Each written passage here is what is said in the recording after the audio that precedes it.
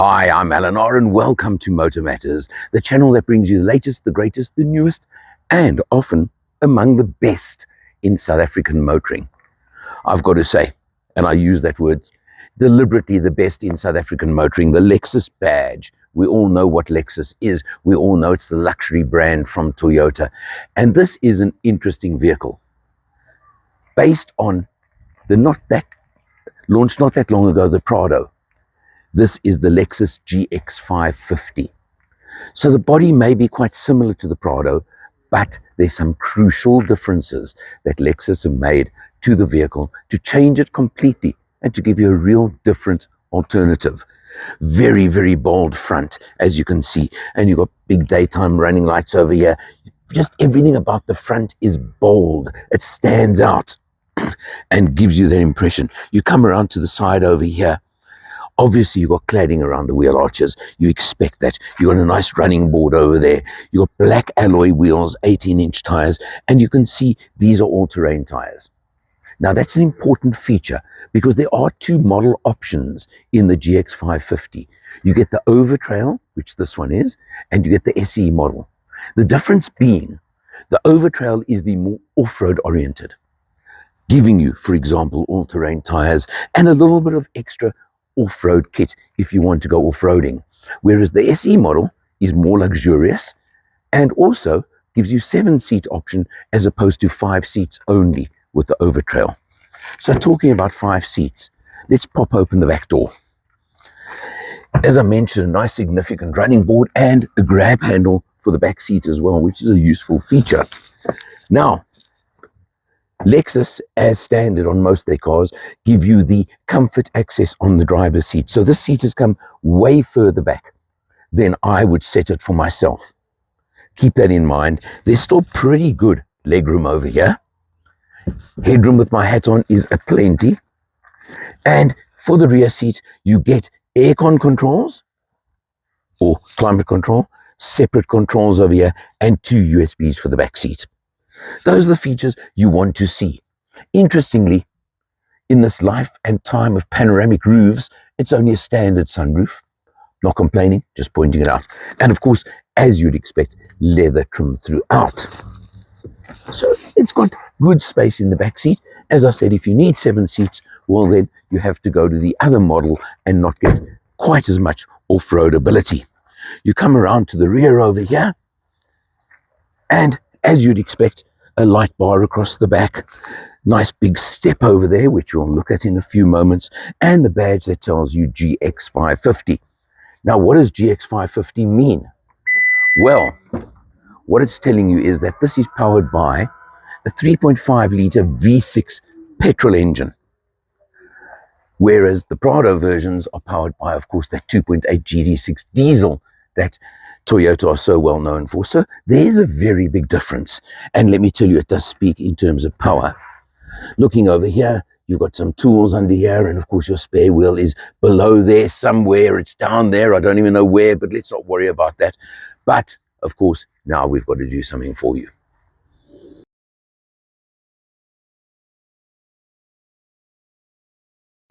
Of course, I'm talking the Allen test. I've left this luggage bar over here, this cover bar over here. So I'm actually compromising by about that much space there as well.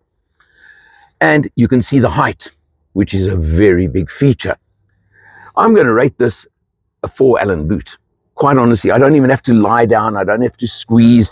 If I squeeze myself in over there, I think you get the picture. It's big, definitely. Official rating, 4 Allen. What you also get in the back here, that is nice, is 220-volt power socket in the boot area.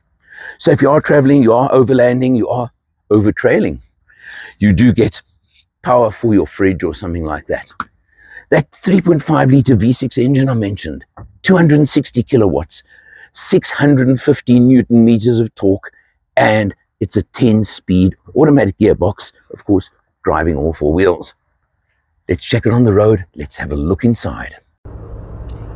Of course, it's out on the open road where this car really, I would say, makes more sense to me. And we're on the Harties Road, as you would expect. But what I've got to tell you about this Lexus GX is that whether you're on the open road or even if you were sitting in suburbia, you're ensconced in typical Lexus luxury and comfort. You've got it all. It's plush. It's luxurious. The ride, even though it's got these off-road or dual-purpose tires on it, it's still got the most smooth, comfortable, luxurious ride. You have a look. You've got this gigantic screen over here, which obviously is going to give you everything you need. But what I do really like is the fact that, look at that.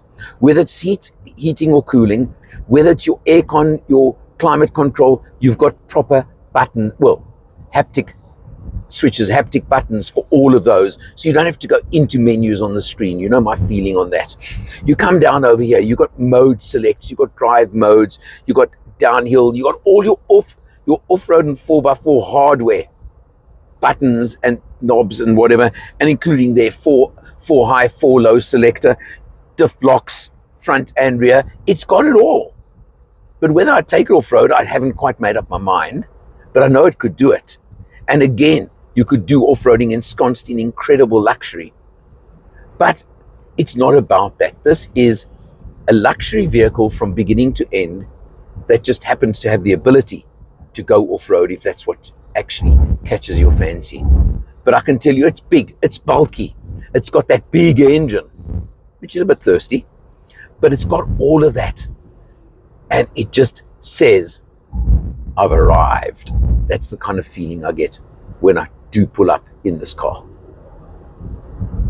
Jumping in behind the wheel, you can't see it right now, but of course I've got a head-up display for me, and ahead of the driver over there. You've got your really comprehensive instrumentation over here. I'll be honest with you, I have not measured the fuel consumption on this test. That is one little penalty you are going to pay with this car, is the fuel consumption is pretty heavy. But I think if you can afford the purchase price, are you really going to worry with features like that? Up to you, but just mentioning it to you. You do get, of course, pedals for the 10-speed automatic gearbox, and you've got all your different buttons, etc. on the steering wheel for all your safety features. And again, it would take me days to tell you all the safety features on this car, but you know what it's like. As a top spec, you know you're going to have absolutely everything possible to keep you and your family safe in the car. You come across to the center over here and just look at the size of the screen. Really, I don't know if they're trying to compete with the Chinese market. Am I allowed to say that? But I did. But look at the size of that screen. And of course, it gives you absolutely everything you can possibly want on the screen. I don't think I must even take the time to go through too much of it. You know what I'm talking about. But there's all your functions on your car, your trip info. All of it is here. What I do really like beyond the screen, and of course, let me just show you quickly, is a very important factor, is your camera functions. Very clear. Look at that. Reverse camera, the overhead function over there, and you've got different features, etc., etc. So you've got all of that as well. They're all there, and they're all going to give you what you need. But what I do like beyond that is, look here, climate. You press there, you can change various things, but all your heat, your fans, your aircon, your heated and cooled seats, all of those are actually just below the screen. They're on here, but they're just below. So you have got manual, touch, haptic touch functions for all of those, and nice big knobs over there to set the temperature. You've even got a little knob over here for volume control. Nice feature. But talking about that, I mentioned it when I was on the road. I'm still missing the analog clock that was such a Lexus feature. Sorry, Lexus, I know I'm moaning about something, but where is it? It just was such a feature of your cars. And just coming down below the screen, you've got 2 USBs over there for the front seats. You've got good old-fashioned cigarette lighter, or a 12-volt, I suppose you could call it. I'm not quite sure what this is here for, because you've got cup holders and you've got a inductive charging pad over there. So I haven't quite worked out what that is there for, but I don't think it's important. But these are important over here, just next to the gear lever. You got your mode select, which of course is your drive modes. For example, you can go into sport mode. There's a sport plus, a sport custom. There are a whole lot of drive modes. So you can just select them over there. which is pretty easy, isn't it? I have just driven this in normal mode the entire test. Then below that, there you can see it says drive mode again, but those are okay. But you've got your downhill ascent control, your crawl, MTS, which I know is for rough terrain. You've got a tow and haul button over there, which I think is just going to hold you in lower gear, etc., like that. And then look over here. You've got your diff locks, front and rear, and over there, 4 high, 4 low. Simple as that. Just press a little button. That's how you get into your different modes. So it's really as simple as that. They made it as easy as they possibly could for you to access the various off-road functions. And as I've said, it's got all the 4x4 kit. But I know you can take it 4x4ing. I know it'll handle it. I just didn't feel that the Lexus version is the one I would possibly go 4x4ing in. But I tell you, I love driving it on the road. That's for sure. That 260 kilowatts, 650 newton meters of torque, I think says so much, doesn't it? It tells you exactly what this car is capable of. And of course, you're wrapped in luxury. You're ensconced in luxury while you're driving the car. You've got all the luxury features, a quality sound system, the sunroof. It's all there, as I've said before. So the point and the question is going to be, what's it going to cost you? Well, the Overtrail version is 1.766 million rand. 60,000 rand added to it if you want the SE version, which I'm not sure what it adds luxury-wise, but it does, and it will give you more on-road oriented tires, for example. An extra 60,000 rand. It's really no real difference, is it? I can tell you now, I am a Lexus fan. I'm going to admit it and say it openly and with reason. But this is a car that ticks so many boxes. Do you want the diesel version, which is more of the lugger?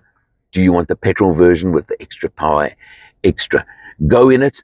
Both of them obviously are going to give you plenty of luxury. Those are the choices only you can make. You want to look at other options like this? Land Rover can give you plenty in the Defender, for example. There are some of the Mercedes versions, etc., etc. You know what I'm talking about. But I can tell you now, you're in this market, do yourself a favor and check this one out. For MotorMatters, I'm Eleanor. See you next time.